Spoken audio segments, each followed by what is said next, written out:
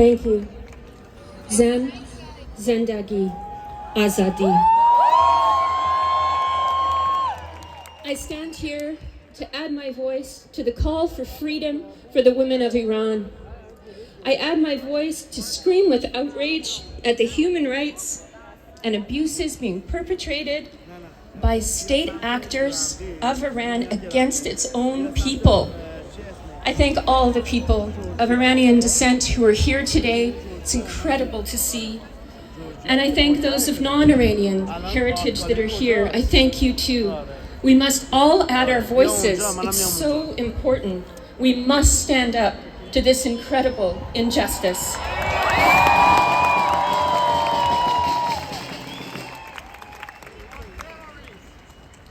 Children are being murdered by their own government. Shame!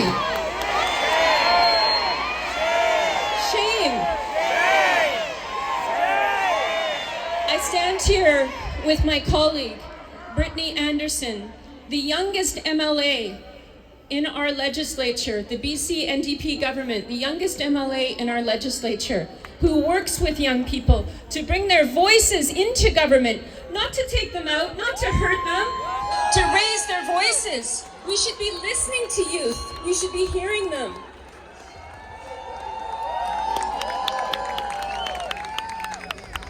I come here today with greetings from David Eby, our new premier, who came in just yesterday. And this morning, Brittany and I were on the phone with him, and he said, please make sure people know that we stand with Iran.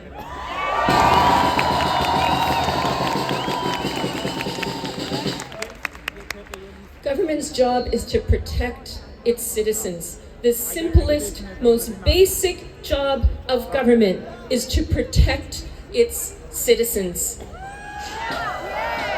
And children, especially so. Children and youth, especially so. Iran's government is turning on its own.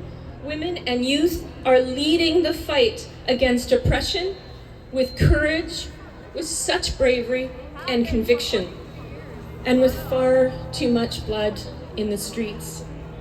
A network of human rights activists with a mandate to follow up on the condition of detained protesters in Iran reported in this week.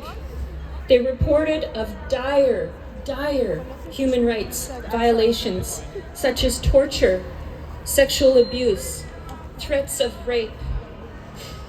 The volunteer committee to follow up on the situation of detainees found terrible things, and the detention of some detainees are still in secret locations. The committee announced that it was able to identify 1,600 detainees. These prisoners include 969 ordinary citizens, 393 students, 145 civil rights activists, 42 journalists, 40 political activists, 38 women's rights activists, 26 attorneys, and we know these numbers are low. This is appalling. People in front of me are saying the numbers are more like 60,000. The murder of Mahsa Jini Amani in September was the match that restarted the fire against the oppression. Say her name. Mahsa Amani. Say her name. Mahsa Amani. Say her name. Mahsa Amani. I believe the women of Iran will win this fight.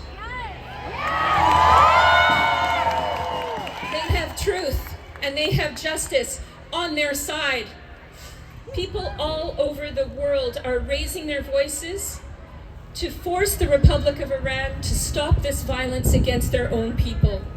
And I say to my fellow women in the West, to my friends in Vancouver who may not think that this fight has anything to do with them, it does.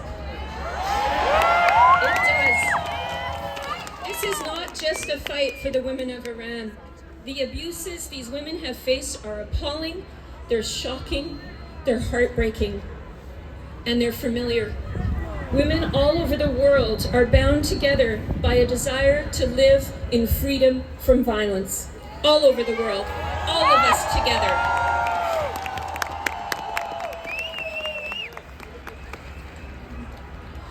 And I do believe that we're all in this together. We all want the same thing. We don't want to be policed for what we wear or what we don't wear. We don't want that, and we don't need that. The bottom line is this: we are none of us free until we are all free.